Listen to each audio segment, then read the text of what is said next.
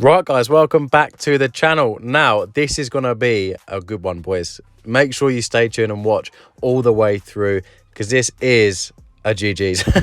I'm playing against a guy called Sean, Angria, as some people may also know him. The one who talks trash all the time, the one I've whooped in streams in Madden 21. And you guys are like, how is he talking trash? Well, we're playing him again. He said he does not lose in Madden 22 with the Titans. So I said, let's do it. I said, let's play for a bit of money. Then as soon as we started playing, didn't fancy it. But yeah, we get a stop early doors. And then, yeah, I'm just going to commentate without a face cam as well, boys. I'm going to try it out for a little while, see how we get on. And I mean, well, that should have been a pick. And hopefully, obviously I can churn these out a bit easier. So hopefully you boys enjoy it. And then I can get a bit more regular content out for you guys. So yeah, we come out here. Big 4th and 10 and we hit a laser beam. Now that is an absolute laser. 4th and 10, we need a big play and we deliver. So 7-0 up and we've got a turnover already. Now, as you can tell, boys, he's got Derrick Henry. There's only one reason he's using using the Titans, and that is to use Derrick Henry. And now they have Julio Jones as well, so they're pretty OP in this game. But he's known for running the ball. He tries to find every run in the game. And if it works, it's impossible to stop. But we get him again with that post play and sneak it for a touchdown. So I was going man coverage against him. So when he made that read earlier on, he thought it was still man. But it was a sneaky little cover 3. My middle third played the hell out of it. And we got the pick. But you can see there, Derrick Henry is just a demon. Absolute demon. And he's got to be the main thing I've got to stop. And one thing I want him to do is pass the ball, boys, because if he starts running and starts running comfortably over me, as I get lucky there with a little trip, then I'm going to be in a lot of trouble and I won't be able to stop him. So I'm trying my best. I'm just trying my absolute hardest to stop the run. I'm going to set out a little bit to stop the run. Then if he starts passing, it's kind of in my control. But he accidentally taps the button and throws me a pick. But me being arrogant, me knowing he's talking trash, I'm going to punt the ball back to him. The disrespect, boys, the absolute disrespect. I'm going to punt the ball back and say, go on, score on me. Score on me if you can. So we give him the ball back because he says he pressed the wrong button. And then he rolls out, tries to hit the corner out. He just throws it too late. Doesn't have enough venom on it because Tannehill sold him a little bit. And we get the pick. So it's like he punted it. It's like he punted it right back to me as I get the hiccups again. And then we're coming out in the same play, double post behind with the drag in front. He has to pick one with his user. Now, he does come out in cover 2. Now, he thought he had the bag for it, but I snuck in a little verticals, a little wheel route on the outside, and I hit him with an absolute laser. So I've dotted him up a few times, and now he's back to the run, boys. He's thrown a pick, or he's not got any points yet every time he's thrown. As he throws another interception, I kept changing things up on defense and giving him the same look, so there's no real tell, so he wasn't sure what was coming out in. As I hit him with the post again, will he ever learn? Now, obviously, I'm not showing you all the plays, but I kept setting him up by throwing underneath and just distracting his user. And then he suddenly come out of nowhere with a post play and he just wasn't ready for it. And then that's what I mean, boys, about Derrick Henry. Like, just look at the state of that. If he just gets one breakaway, he's gone. No one's catching up with him. And if they do, he's just going to armbar the hell out of him.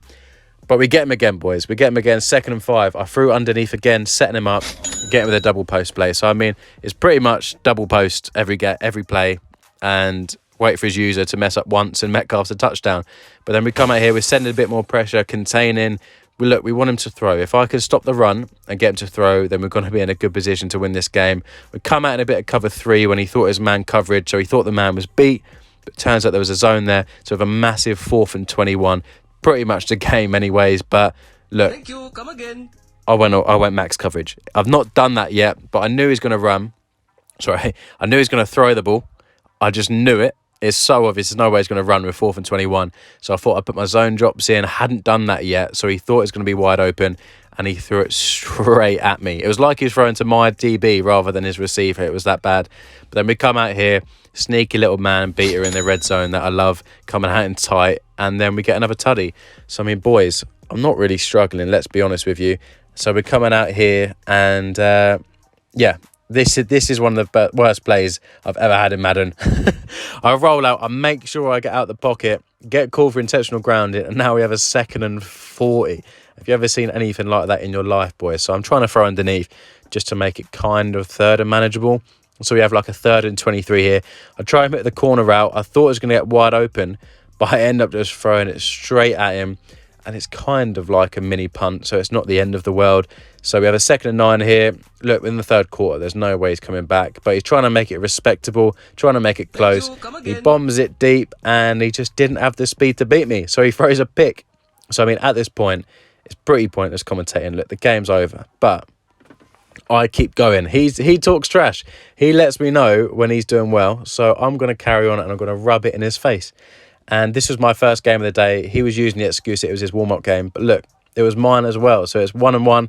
None of us had played a game yet. So this is our fresh first game, and it's our first time playing Madden 22. And I come out and just abuse him, just absolutely abuse him. So he comes out here, and look, there's not long left. There's not long left in the game, and he's trying to get desperate, throwing the ball. We have a 4th and 16. Can he make it? Yes, he can. I accidentally run commit, and I think he stunts on me or something, or like dives into the end zone. Yeah, look, he stunts on me as if he's playing well, but I've nearly dropped 50 points on him. I've nearly dropped a 50 bomb. So we come out here, Metcalf gets open. He hadn't seen that for a little while, so I think he forgot about it.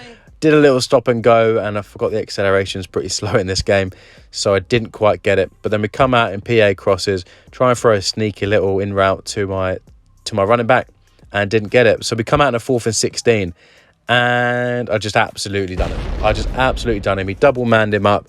I have no idea where his user was going. I think he thought he was on a streak or something, but I snuck in the post again, and we get the touchdown. So he dropped 55 points on him. We're just doing what we want at this point. Like, look, just another interception. What I'm not showing you is the setups, boys, because it's not as if he's just doing the same thing all the time and I know what he's doing. I'm trying to set him up where I want him to throw, and he pretty much has fallen for every single time, to be honest with you. The same with his defense. I'm just trying to set him up underneath, and then I'm going to throw the deep stuff when I'm ready. But I try and sneak in a little RPO. I forgot to press the button to hand it off, and then it was like a weird glitch that I might have just found, where all his like defensive backs and all his tight ends, all his defensive ends and that ran off.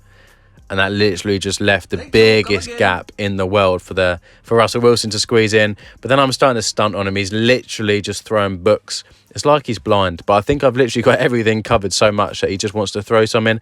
I had circle wide open, but I managed to get him in a little double move and squeeze it in just into the end zone. But I mean, I had circle wide open, so I don't know why I didn't read that in the first place. But boys, he's just completed a pass, so fair play. He's just completed a pass, which is pretty rare so far. But then he comes out here. He's going to throw the ball to Derrick Henry, and he's moving this ball all right in this drive. He's starting to move it well on me. I've cut a few plays out where it's been like little kind of check downs and stuff, but he's moving this ball a lot better. He comes out here, and that circle comeback just absolutely does me. Obviously, I didn't put the max coverage in this time because I wasn't sure whether he's running or not, and he does me, so fair play. So it's 68-19, and then we come out here. I get him in the wheel route because I clocked he was in cover 2, and my pre-snap reads were just flawless in this game, and it just meant I could pretty much do what I want. Like, every time I looked at the play, at his defense, I could just diagnose exactly what he was doing, and it just made it so much easier for me. But I bait him throwing the running back to the right. Now, that's what I mean. I've not shown you the setups before the touchdowns, but I've been putting the running back on a little flat route a little while and throwing it to him. And so when I was in the end zone, I baited to do that, and then did a little cheeky in route, knowing his user was going to be nowhere near there. So he dropped 75 points on him, and he said he was going to absolutely smoke me and have no chance. But then he lobs one up here. It's a contested ball. His guy goes up and he drops it. So we've got 18 seconds left. 4th and 12. Can he make it? I was about to say, can he make it for the win? But can he make it to get 20 points? He throws it up here, and he just gets the comeback route. I dropped my flats a little bit deeper, thinking he'd cover it, but he didn't quite get it. So he's got 10 seconds left here. He tries to throw it to Julio, thinking it's man coverage, but it's zone coverage again. He throws it straight at Reed Jr., and I get the pick. So then he comes out. Well, I say he comes out. That's pretty much the game. Like, that's game over. And I'm trying to go for a cheeky little touchdown at the end. So we come out here.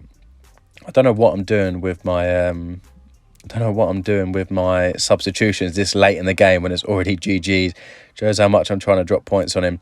But I come out here, and what play am I going to come out in? Oh, I'm coming out in the little Parvin man beater. That's what I'm doing. I'm trying to set up. If you guys have seen it, go and check out Parvin's video. He's basically got a new thing that beats every zone. So I wanted to try it for this little play just to see if I could drop 80 points. So it's like a really deep post, roll out, try and throw it, but his deep third plays the hell out of it. No one picks it, and that is GG's. So I mean, boys, he got smoked. He got smoked. So make sure you comment in the section, GG's. Make sure you comment he got smoked. Make sure you comment, pay me my money. And look, boys, appreciate the support. Please like, comment, subscribe, and I'll catch you in the next one.